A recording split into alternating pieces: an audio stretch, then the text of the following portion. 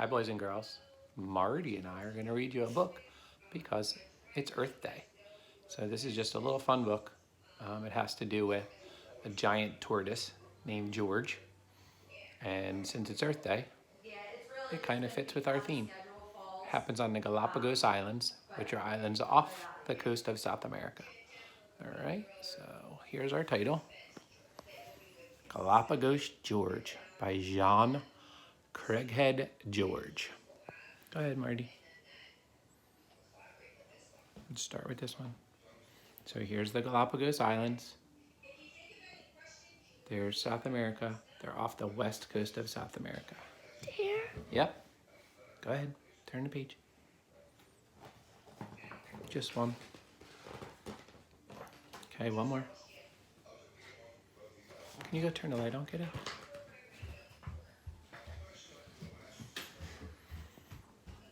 This is a story that took so long to happen that only the stars were present at the beginning and at the end. Around 1 million years ago, a giant tortoise lived in South America. Giantess George was a vegetarian who ate prickly things like cacti and ground-growing greens that grew in her ancient desert. Go ahead. About when I say beep, you turn the page. No, when you knob your head. Giantess George saw earthquakes crack open the land. She saw mountains begin to rise and volcanoes erupt. She watched furry animals, large and small, run over the footprints of the long-vanished dinosaurs. It's going to be hard for you to sit on my lap. Could I just stand next to me? Go ahead, turn the page.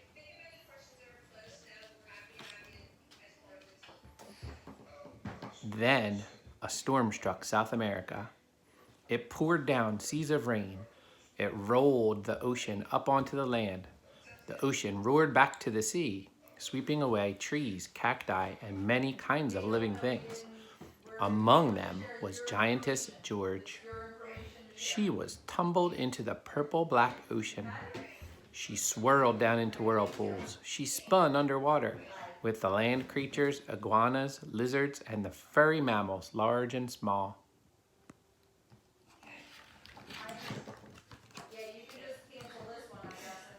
And then she surfaced, and she did something new. She floated. She soon found a raft of floating trees and climbed aboard. Several sisters, brothers, and offspring also found rafts and climbed aboard. Giantess George and the other tortoises drifted west on the sea current.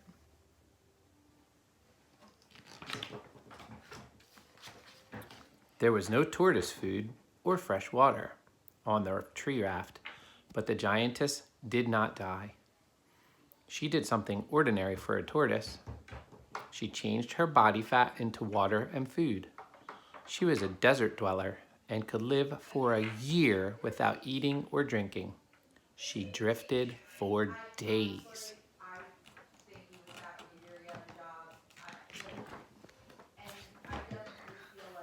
Then something happened again. The raft stopped. Her feet touched land. She came ashore on a small island 600 miles from home, later named San Cristobal. Several relatives landed with her. All were the same kind of tortoise. All were Giantess Georges. They ate the greens growing on the island. The island was nestled close to the hot equator. The weather was either terribly hot, terribly wet, or terribly dry. Over hundreds of years, some of the tortoises were washed to sea during storms, and currents carried them to other islands.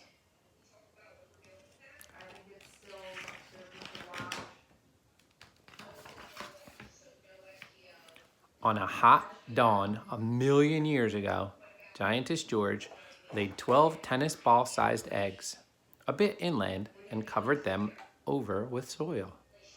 She lived on that island very much as she had in South America. She arose at 8 in the morning, ate all day, and went to sleep at 4 in the afternoon.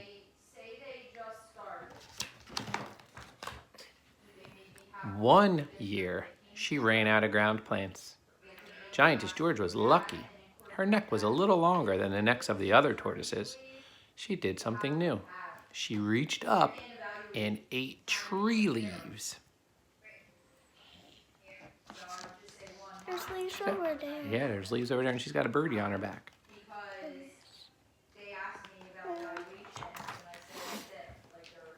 When she was almost 200 years old, Giantess George died, but she left behind long-necked offspring who had longer-necked offspring who had even longer necked offspring.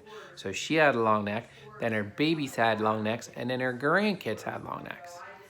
After many thousands of years, all the tortoises on her island had long, graceful necks and shells that fanned back like handsome collars. They could reach up and eat without hitting their shells with their necks. They no longer looked just like Giantess George. They were something new. Dad, remember when we saw a boxing turtle in our driveway? Yep.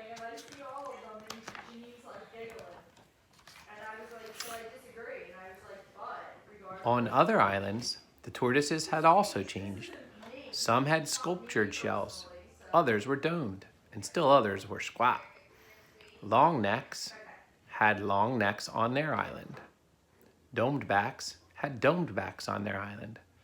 They had become 14 different kinds of tortoises, all isolated from one another. More time passed. It was the age of exploration. In 1535, the Bishop of Panama accidentally discovered the islands of the giant tortoises. They became known as the Galapagos Islands, the islands of tortoises. Later, people began to arrive by the shiploads. Sailors and pirates captured and ate the tortoises, and whalers carried away many thousands. Rats ran off the ships and dug up tortoise eggs. Sea captains set goats loose to grow up and become the future food supply. The goats ate plants the tortoises needed. Farmers settled the islands, and their pigs gobbled up hatchling tortoises. Too quickly, the 200,000 giant tortoises were reduced to mere thousands. Show them pirates. Why? Years passed. One day, one of the few remaining descendants of Giantess George crawled out of his eggshell and climbed up through the dirt to the sunlight. Charles Darwin, the great naturalist, walked past him. Darwin was deep in thought. Why were the giant tortoises so different on each island and yet so much alike? Darwin realized that these modern species must have had an ancient common ancestor. For the tortoises, it was Giantess George and her kin, that means her relatives.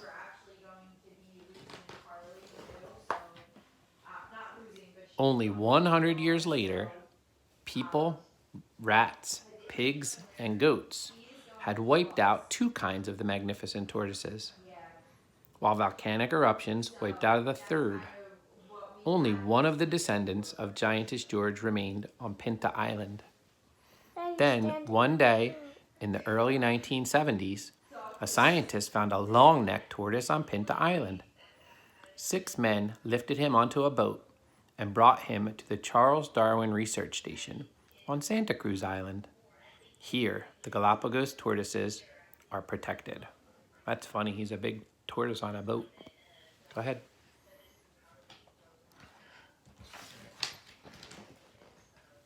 He was the last descendant of Giantess George. The scientists named him Lonesome George. While he lived at the refuge, he ate leaves and cactus fruit. Scientists hunted the zoos of the world, looking for a mate for him. Another was never found.